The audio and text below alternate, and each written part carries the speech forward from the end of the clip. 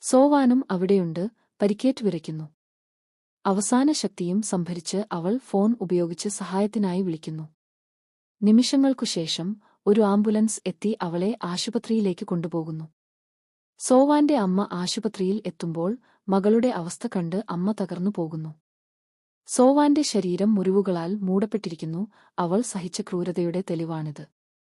ആ മനുഷ്യൻ അവളെ ആക്രമിക്കുക മാത്രമല്ല, മരണത്തിന്റെ വക്കോളം അവളെ മർദ്ദിക്കുകയും ചെയ്തു.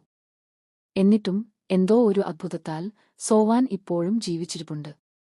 അവളുടെ ജീവൻ രക്ഷിക്കാൻ ശസ്ത്രക്രിയ ആവശ്യമാണെന്ന് ഡോക്ടർമാർ അവളുടെ മാതാപിതാക്കളെ അറിയിക്കുന്നു. ശസ്ത്രക്രിയയ്ക്ക് ശേഷം നാശനഷ്ടത്തിന്റെ വ്യാപ്തി അവർ വിശദീകരിക്കുന്നു. സോവാന്റെ ജീവൻ നിലനിർത്താൻ അവളുടെ കുടലിന്റെയും മലദ്വാരത്തിന്റെയും വലിയ ഭാഗങ്ങൾ നീക്കം ചെയ്ത് ഒരു കൃത്രിമ മലദ്വാരം സ്ഥാപിക്കേണ്ടിവന്നു.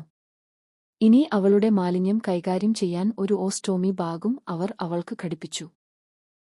ജീവിതകാലം മുഴുവൻ സോവാൻ ഈ അവസ്ഥയിൽ ജീവിക്കേണ്ടിവരുമെന്ന ഹൃദയഭേദകമായ വാർത്തയാണ് ഡോക്ടർമാർ അറിയിക്കുന്നത്. ദുരന്തത്തിന്റെ ഭാരം അവളുടെ മാതാപിതാക്കളുടെ മേൽ പതിക്കുന്നു. അവരുടെ ദുഃഖവും മുന്നോട്ടുള്ള നീണ്ട പാതയും അവരെ തളർത്തുന്നു.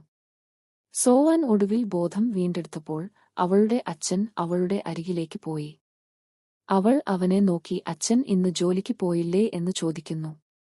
അവളുടെ ചോദ്യം കേട്ടപ്പോൾ അച്ഛൻ കുറ്റബോധം കൊണ്ട് നിറഞ്ഞു. അവൾക്കൊപ്പം നിൽക്കാൻ കഴിഞ്ഞില്ല എന്ന് തോന്നൽ. തന്നെ ഉപദ്രവിച്ച ആളെ പിടികൂടാൻ സോവാൻ ദുർബലമായ ശബ്ദത്തിൽ ആവശ്യപ്പെടുന്നു. അയാൾ ധാരാളം പോക്കറ്റുകളുള്ള പാൻസ് ധരിച്ചിട്ടുണ്ടെന്ന് അച്ഛനോട് പറയുന്നു. സോവാന്റെ അച്ഛൻ അവളോട് വിശ്രമിക്കാൻ പറയുന്നു.